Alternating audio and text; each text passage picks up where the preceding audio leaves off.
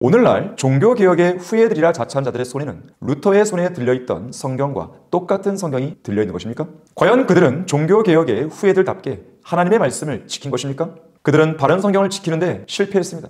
여기저기 난도질되어서 걸레처럼 너덜너덜해진 개역 한글판 성경이나 개역 개정판 등은 루터가 사용했던 성경이 아닙니다. 오히려 그러한 성경들은 암흑시대를 가져왔던 성경들입니다. 하나님의 말씀에 대한 바른 믿음도 없고 또한 병개된 성서들이나 붙들고 있는 자들에게 성령 하나님께서는 더 이상 성경의 계시를 조명해 주지 않습니다. 그래서 이 시대는 성경에 관한 한 바보들로 넘쳐나는 것입니다.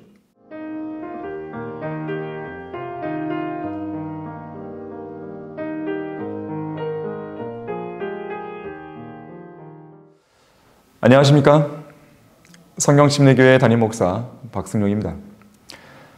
이번 완벽한 교회는 없는가 강좌에서는 실패한 종교개혁의 후예들이라는 제목으로 강의하겠습니다. 올해 2025년 10월 31일은 독일의 마틴 루터에 의해서 본격적인 종교개혁이 일어난 지 508주년이 되는 날입니다.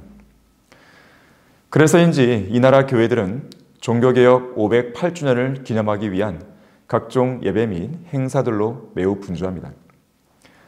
그러면서 그들은 또다시 부흥과 개혁을 부르짖고 있는 것이죠.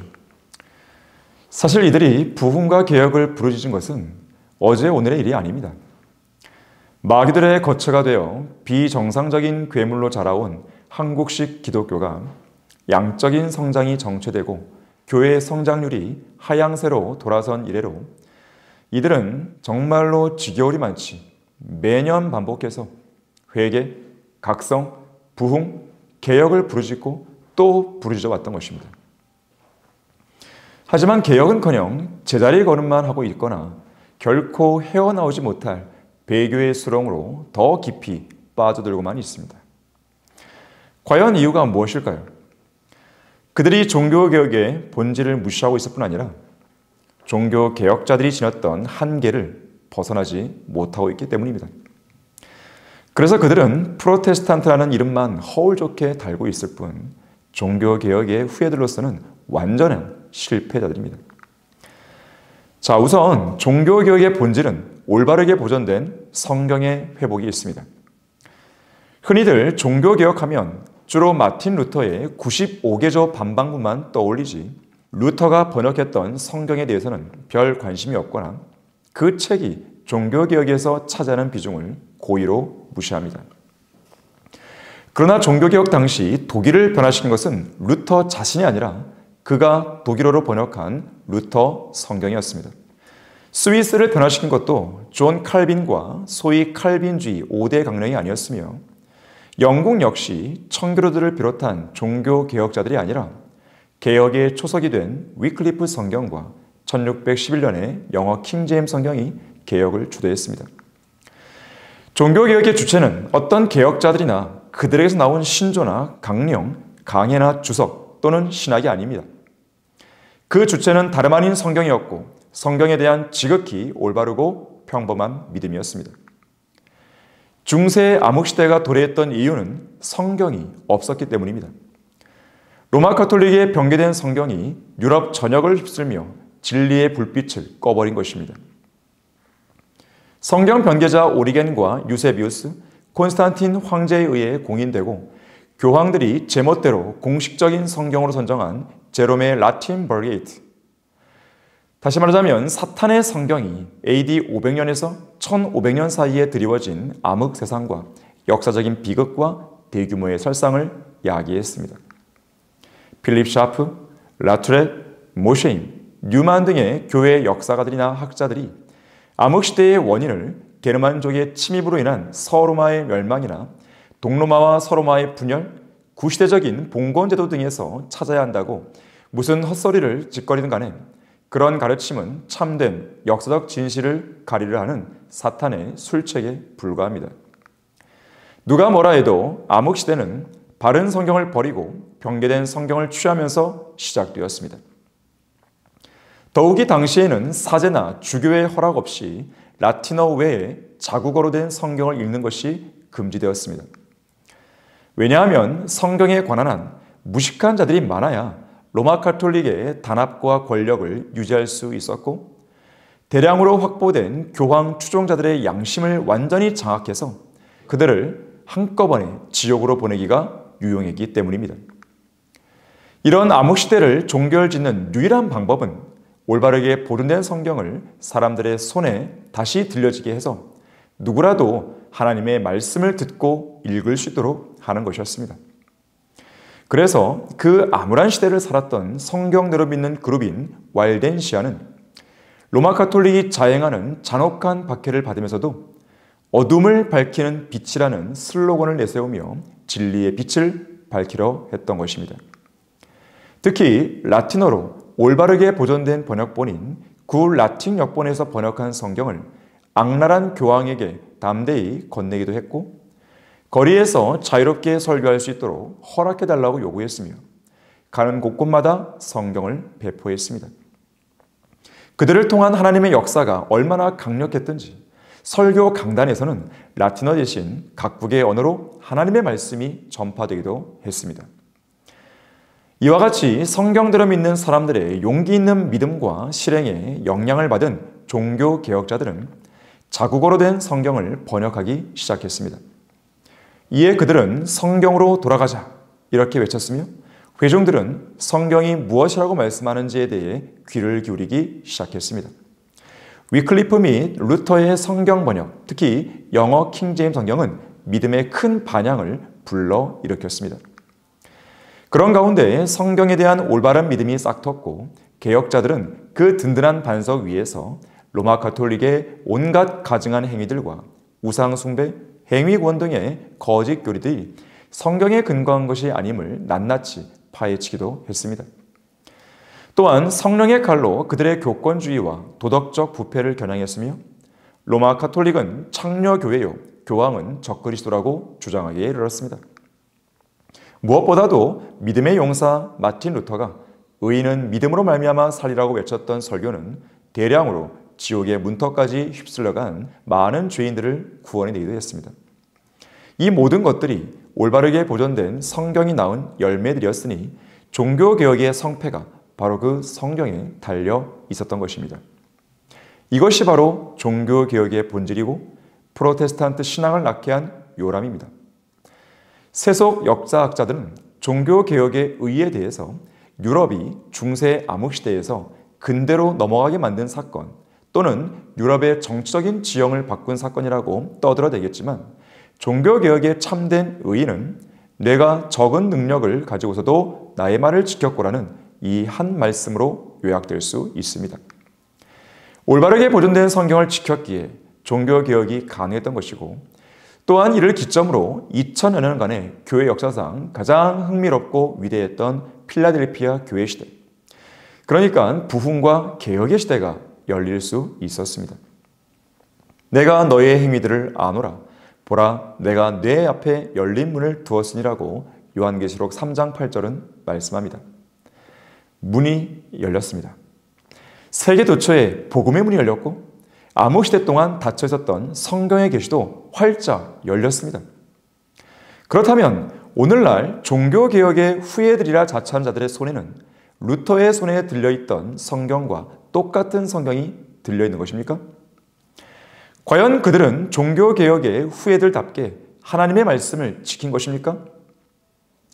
여기저기 난도질되어서 걸레처럼 너덜너덜해진 개혁 한글판 성경이나 개혁 개정판 등은 루터가 사용했던 바로 그 성경이 아닙니다. 오히려 그러한 성경들은 암흑시대를 가져왔던 바로 그 성경들입니다. 그래서 현재 우리가 살고 있는 이 배교의 시대, 라오디게아인들의 교회 시대에는 문이 닫혀버렸습니다. 복음의 문이 좀처럼 열리지 않고 있으며 앞선 시대에 있었던 대부흥이나 대각성 운동도 찾아볼 수가 없습니다. 하나님의 말씀에 대한 바른 믿음도 없고 또한 병개된 성서들이나 붙들고 있는 자들에게 성령 하나님께서는 더 이상 성경의 계시를 조명해 주지 않습니다. 그들에게는 성경이 닫힌 성경이 되고 말았습니다. 그래서 이 시대는 성경에 관한 한 바보들로 넘쳐나는 것입니다. 그들은 바른 성경을 지키는데 실패했습니다.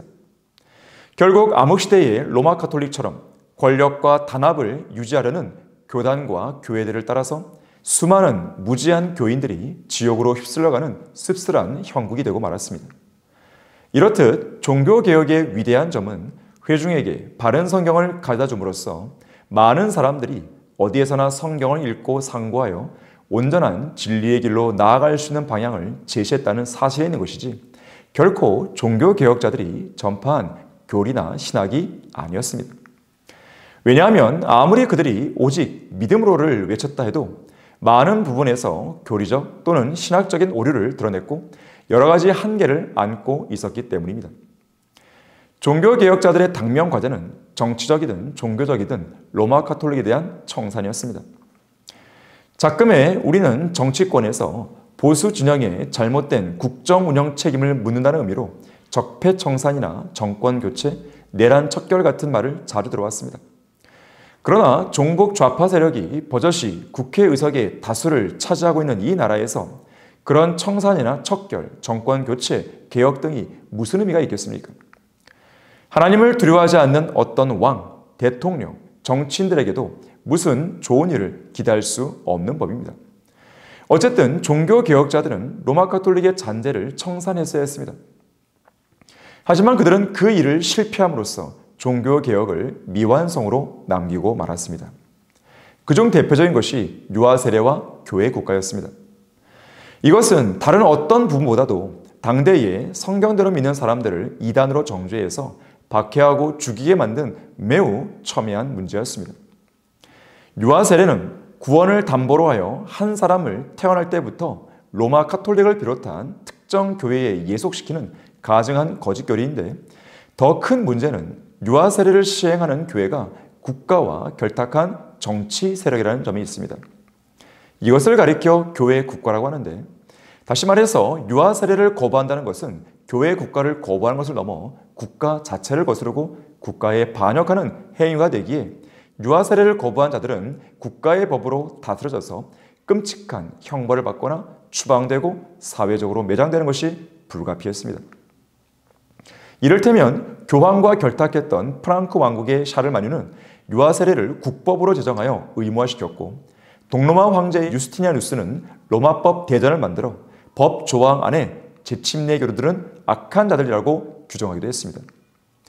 종교개혁자들은 이런 로마 카톨릭의 적폐를 그대로 답습하고 말았는데 특히 존 칼빈은 스위스의 제네바에서 교황 흉내를 내며 구약적인 신정 정치를 시도했습니다. 그로 인해 율법적인 교회법이 사회법이 되었고 소위 약간의 불경건한 행위도 사회적인 범죄로 처리되어 처벌 대상이 되었습니다. 예를 들면 설교 시간에 웃었다는 이유로 3사람이 3일 동안 감옥에 갇힌 적이 있었습니다.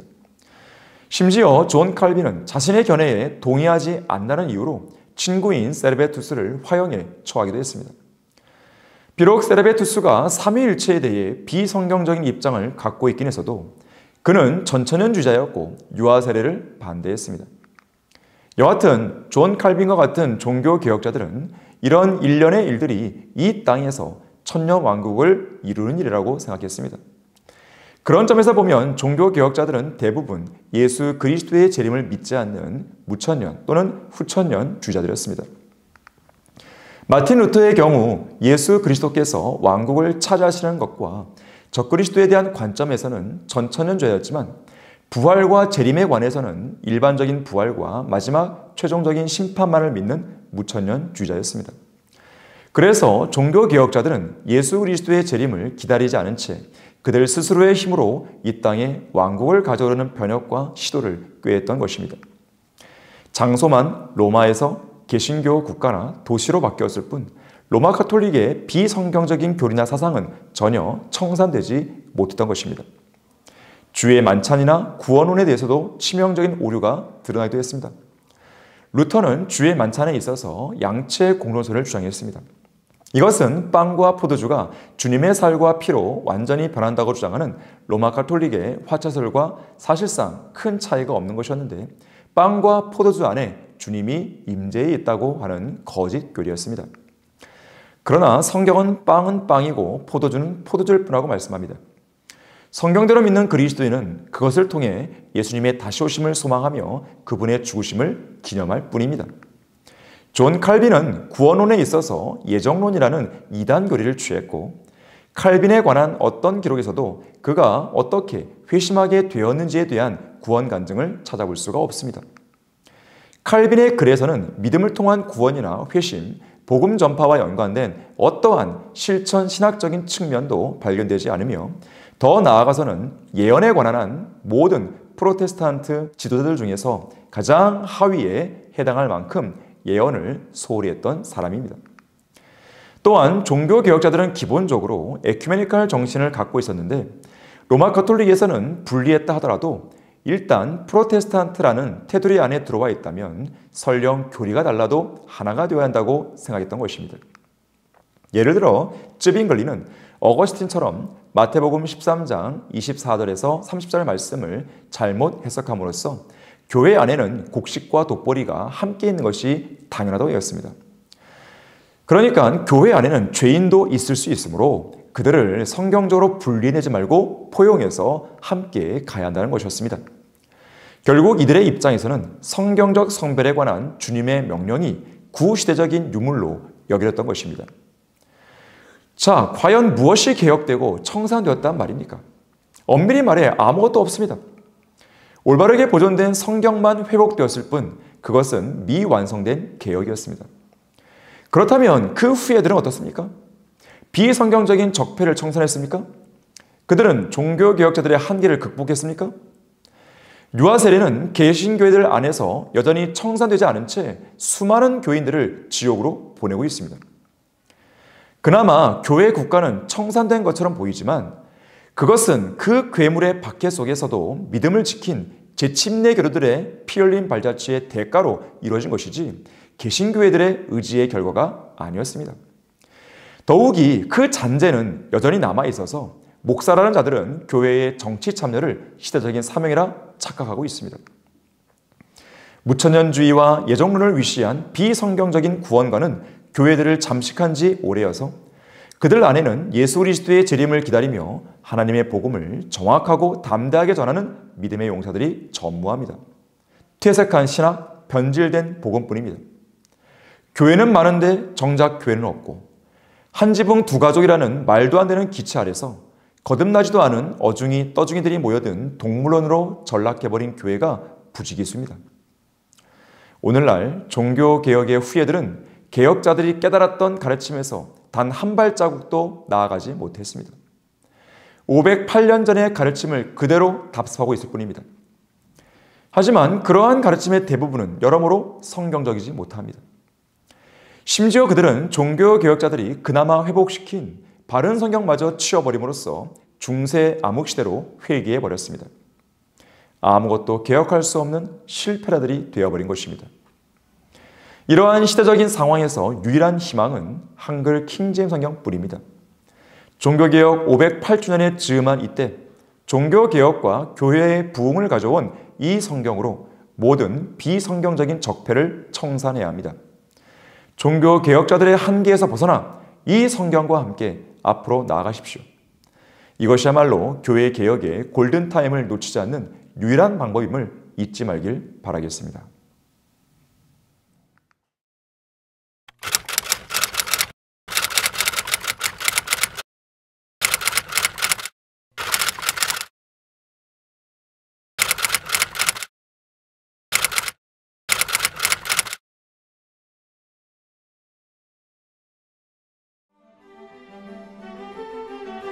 그리스도인은 한글 킹제임스 성경을